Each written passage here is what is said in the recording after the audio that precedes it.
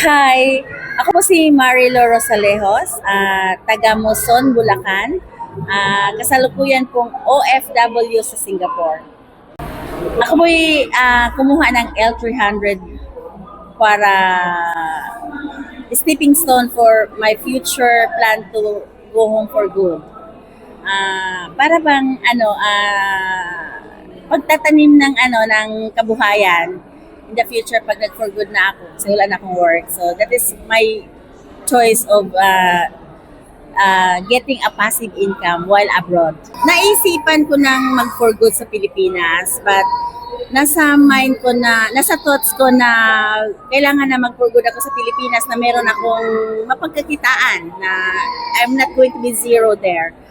Tapos nirecommend ng friend ko, yung agent niya na nag-process sa kanya, si Ma'am Bell, na siya daw yung nag-process sa kanya. So, baka may maitulong daw siya sa akin through Ma'am Bell. At malaki ang pasasalamat ko at maganda yung recommendation ng friend ko na si Ma'am Bell ang ibinigay niya sa akin kasi pinagtsagaan niya ako. Despite ng mga how many times kaming nireject ng mga bank na in-applyan namin, pero hindi niya ako sinukuan at ako sumuko na sa sarili ko, but she try her best na talagang ma-push through namin ito at isang malaking pasasalamat ko sa kanya at talagang hindi niya sinikap niyang matulungan ako dito at ito na nga.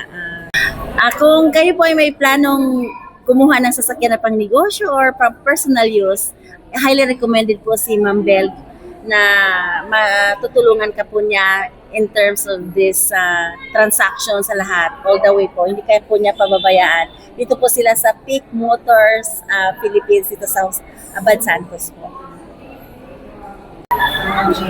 Thank you, Miss Bell, for helping me this part. Talagang sobrang thank you po talaga kasi working abroad is napakahirap po talagang i-settle lahat ng mga documentation. Without your help, hindi ako aabot sa ganitong punto ngayon. Thank you so much po. Congratulations, ma'am! Kawai ka ba? Thank you.